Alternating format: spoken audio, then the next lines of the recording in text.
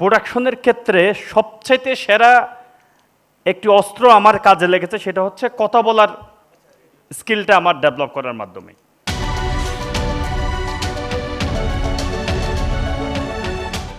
আপনাদের সামনে বক্তব্য রাখবেন Shahidul Islam Babul, managing director, BKR cosmetics and nutrition food. সালাম আলাইকুম। পিপিএসএফ পত্রিকা আয়োজিত আজকের প্রোগ্রামে উপস্থিত সম্মানিত অতিথিবৃন্দ, সম্মানিত পার্টিসিপেন্টবৃন্দ, সকলকে জানাচ্ছি আন্তরিক অভিনন্দন এবং শুভেচ্ছা। তো পৃথিবীতে আসলে মানুষ সব সময় বলে নিজেকে আধুনিক যুগে স্কিলফুল করে তুলতে হবে, স্কিল আপ করতে হবে। এখন স্কিল আপটা আসলে কীভাবে হয়, কিসের উপর করতে হবে, সেটা কিন্তু আমাদেরকে ফাইন্ড আউট করা দরকার। তো আমার দৃষ্টিতে ধরেন, আমি যেহেতু একটা প্রোডাকশন এবং মার্কেটিং কোম্পানি করেছি, সেই হিসাবে আমি যেটা দেখেছি, আমার প্রোডাকশনের ক্ষেত্রে সবচাইতে সেরা একটি অস্ত্র আমার কাজে লেগেছে, সেটা হচ্ছে কথা বলার স্কিলটা আমার ডেভেলপ করার মাধ্যমে। আপনি হয়তো বলতে পারেন যে প্রোডাকশনের ক্ষেত্রে কথা বলার ধরনের কাজ কি, এটার স্কিল আপ করে লাভটা কি হয়। আমি যখন বিএসটিআই কিংবা বিভিন্ন সরকারি দপ্তরে ডকুমেন্টেশন বিষয় নিয়ে যাই, তখন বেশিরভাগ ক্ষেত্রে আমি টাকা ছাড়া কাজ করতে পারি।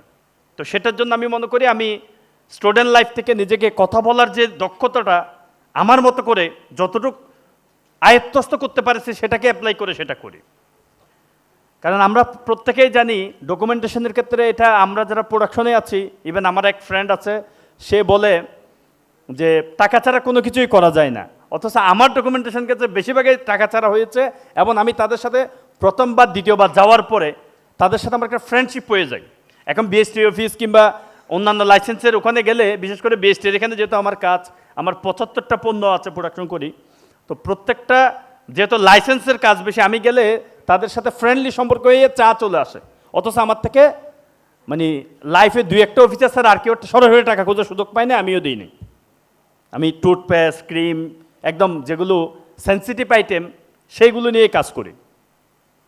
তো এই জন্য বলবো, আপনাকে আসলে, যেমন আমরা যদি বাইরে কোথাও যাচ্ছি, সেক্ষেত্রে আমার পজিশন কি, আমি কি সেটা ডিফেন্ড করতেছে মানুষ, কিন্তু সেটা জানার সুযোগ নাই। বাট আমার কথা দিয়ে, আমার কথার মাধ্যমে মূল্যায়ন করবে আমি কোন মাফের মানুষ। এবং আরেকটা জিনিস দেখি, সেটা হচ্ছে